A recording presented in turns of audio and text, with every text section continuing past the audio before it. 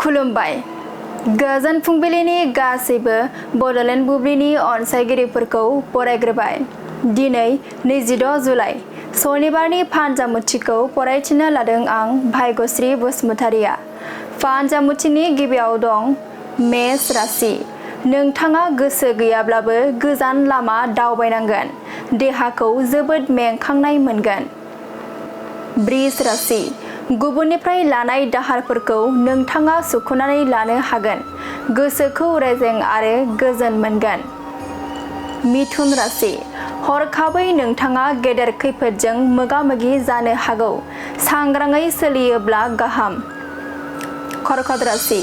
नोंथाङा समाजनि मोजां हाबा मावनो हागोन।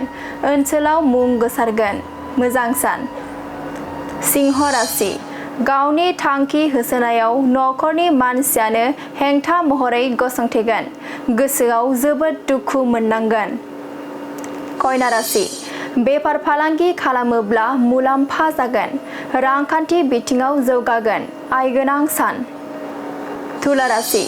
नोंथाङा गोजौ थाखोनि हाबा मावनो खाबु मोनगोन। नखर जौगानायाव गेदेर बिफाव लानो हागोन। वृश्चिक राशि।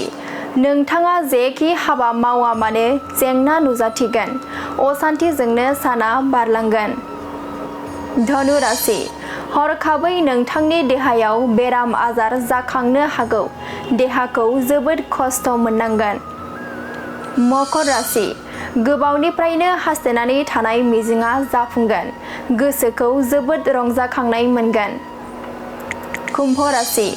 गोसोनि साननाया मोगथाङाव जाफुंगोन। मोजां मोनलायनायाव अनज्लायनाया बांगोन। मीन राशि। लोगोथिनि गेजेराव सुथुर सानलायनाय सोमजिगोन। सोमोन्दो गावस्रालायनो हागौ। दिनै सानसेनि राशि फरायथिनायाबो एसेनोसै। आसा खालामो नोंथांनि दिनैनि साना मोजाङै मोजां थांगोन। बेखौ बड'लेण्ड बुब्लि नखरनिफ्राय मिजिंथिबाय। गोजोन्थों।